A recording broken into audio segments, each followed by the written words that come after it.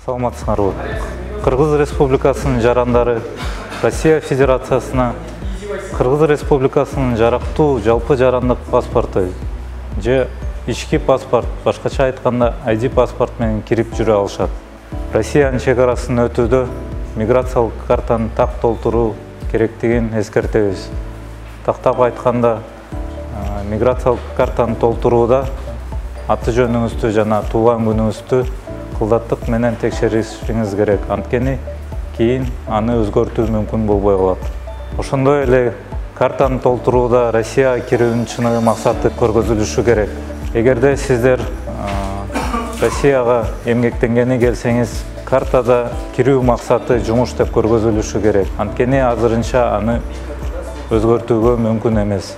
Миграциялык картанын негизинде кийин миграциялык каттоо жүргүзүлөт. Толук маалыматты элчиликтин расмий сайтынан алсаңыздар болот.